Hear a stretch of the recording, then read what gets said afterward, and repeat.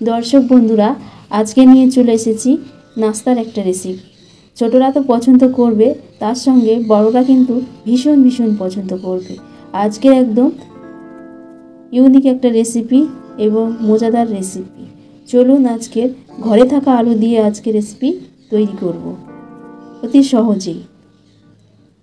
Recipe তৈরি করার জন্য এখানে নিয়েছি 6টি আলু, 6টি কাঁচা আলু নিয়েছি। প্রত্যেকটা আলু ভালো করে ছাড়িয়ে নিতে হবে। তারপর আমি যে কাজটা করব, এখানে কেটে নেব। আর আমি ছুরি দিয়ে কেটে নিচ্ছি, আপনারা বটি দিয়ে কেটে নিতে পারেন। আর আলুগুলি একটু পাতলা করবেন, তাহলে খুব তাড়াতাড়ি সিদ্ধ হয়ে যাবে এবং অল্প সময়ের মধ্যে আপনারা খুব সহজেই ঝটপট রেসিপিটা তৈরি করে নিতে পারবেন। এখনই আলু কাটতে কাটতে আমি জলটা বসিয়ে দিয়েছিলাম আগে। তারপর ভালো করে আলুগুলি ধুয়ে নিয়ে জলের মধ্যে সিদ্ধ করতে দেব। 10 মিনিটের জন্য ভালো করে সিদ্ধ করে নেব। বন্ধুরা, আজকের রেসিপি যদি ভালো লেগে থাকে তাহলে চ্যানেলটিকে সাবস্ক্রাইব করবেন, পাশে থাকা বেল আইকনটি প্রেস করবেন, সবার সাথে শেয়ার করবেন। আর বন্ধুরা, লাইক করতে ভুলবেন না। এরপর রসুন কুচি আমি নিয়ে নিচ্ছি চপ করে। একটু বেশি পরিমাণে রসুন কুচি নিতে হবে আর এইভাবে চপ করে নেবেন। আর আদা তারপরে একইভাবে চপ করে নিচ্ছি। আদা রসুনটা অবশ্যই একটু বেশি করে দেবেন, তাহলে কিন্তু খেতে ভীষণ ভালো হবে। এরপর 2 থেকে 3টি আমি কাঁচা লঙ্কা ছোট ছোট টুকরো করে নিচ্ছি। আজকে একটা ইন্টারেস্টিং একটা রেসিপি নিয়ে চলে এসেছি আপনাদের সামনে। অতি সহজে আপনারা তৈরি করে নিন। 10 মিনিট পর আমি চেক করে নেব আলু সেদ্ধ হয়ে গেছে কি। তো 90% সেদ্ধ হয়ে গেছে। তারপর ঠান্ডা করে ম্যাশ করে নিচ্ছি। আলুগুলি খুব ভালো করে ম্যাশ করে নেবেন, কোথাও যেন গোটা বা দানাদার না থাকে, গোটা না থাকে কিংবা দানা না থাকে। খুব ভালো করে আলুটাকে ম্যাশ করে নেবেন।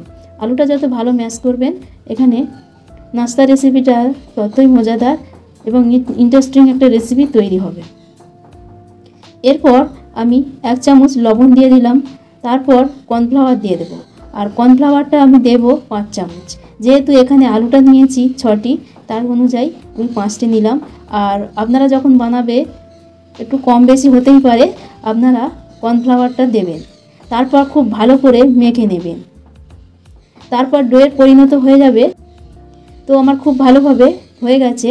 হাতের মধ্যে একটু তেল মাখিয়ে ডোটা আমি বলের আকারে শেপ দিয়ে নিচ্ছি। আপনারা যে কোনোভাবেই শেপ দিতে পারেন, তবে বলের আকারে শেপ দিলে কিন্তু ভীষণ ভালো হয় এবং ইন্টারেস্টিং একটা রেসিপি। বন্ধু বলেছিলাম এইভাবে তৈরি করবেন, বন্ধুদের যখন খাওয়াবেন বন্ধুরা পর্যন্ত অবাক হয়ে আপনাকে জিজ্ঞাসা করবেন। এরপরে ডেস্কের মধ্যে জল গরম করতে দিয়েছিলাম আগে থেকে। তারপর নাস্তাগুলি এর মধ্যে দিয়ে দিচ্ছি। আর জলটা অবশ্যই একটু ভালো করে ফুটিয়ে দিয়ে দেবেন, তাহলে প্রত্যেকটা গায়ে আর লাগবে না। খুব সুন্দরভাবে ফুটে গেছে, আপনারা দেখতেই পাচ্ছেন। এখনও পর্যন্ত আমার চ্যানেলটিকে যারা সাবস্ক্রাইব করেনি বা লাইক করেনি, অবশ্যই লাইক করে দেবেন। কত সুন্দর আপনাদের দেখিয়ে দিচ্ছি। এরপর আমি জলের মধ্যে থেকে তুলে নেব।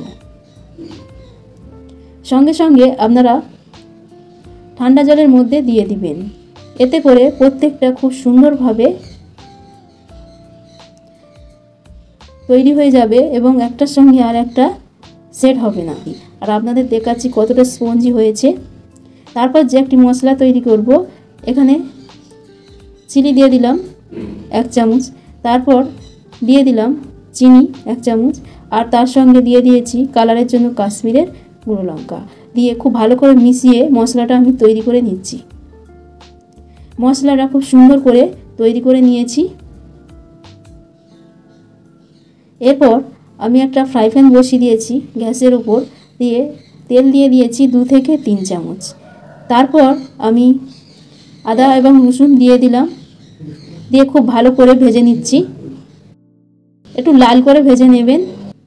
চপ করে রাখা আদা রসুনগুলি ভালো করে লালচে করে নিতে হবে। তারপর এর মধ্যে লঙ্কা কুচি দিয়ে দিলাম, দিয়ে খুব ভালো করে আদা রসুনের সঙ্গে খুব ভালো করে মিশিয়ে নিতে হবে। আপনারা পেস্ট করে দিতে যাবেন না, তাহলে খুব একটা ভালো হবে না। এরপর আমি যে মশলাটা করেছিলাম এখানে 2 চামচ দিয়ে দিলাম। তারপর খুব ভালো করে মিশিয়ে নিতে হবে। খুব ভালো করে মিশিয়ে নিলাম। এরপর আমি দিয়ে দেব 1 থেকে 1.5 চামচ আমি সাদা তিল। সাদা তিলটা দিলে খুব সুন্দর হয় খেতে। এরপর আমি দিয়ে দিলাম সোয়া সসটা আমি দিয়েছি 1 চামচ। তারপর খুব ভালো করে মিশিয়ে নিলাম। আর এর মধ্যে দিয়ে দিতে হবে 3 থেকে 4 চামচ টমেটো সস। টমেটো সসটা একটু বেশি দেবেন, তাহলে কিন্তু খেতে ভীষণ ভালো লাগবে। তাহলে কত সহজেই আমরা ঘরে থাকা আলু দিয়ে একটা নাস্তার রেসিপি তৈরি করে নিচ্ছি। তারপর খুব ভালো করে মিশিয়ে নেবেন, টমেটো সসের মধ্যে খুব ভালো করে মিশিয়ে নেবেন। আর খুব ঝটপট এই রেসিপিটা তৈরি হয়ে যায়। আপনারা অফিসে কিংবা বাচ্চাদের টিফিন হিসাবে তৈরি করে দিতে পারেন। কত সহজেই আমি তৈরি করে নিলাম ঘরে থাকা আলু দিয়ে। সবশেষে একটু ধনেপাতা কুচি দিলাম। আর ধনেপাতা কুচিটা দেওয়ার কারণ খুব সুন্দরভাবে টেস্ট হয় আর অসাধারণ লাগে। আমার তৈরি হয়ে গেছে। তারপর একটি প্লেটের মধ্যে ঠান্ডা হয়ে যাওয়ার পর সার্ভ করে নিলাম। আর কতটা স্পঞ্জি হয়েছে আপনারা দেখেই বুঝতে পারছেন। আজকে ভিডিওটা যদি আপনাদের কাছে ভালো লেগে থাকে অবশ্যই কমেন্ট করবেন। সবাই ভালো থাকবেন, সুস্থ থাকবেন। ধন্যবাদ।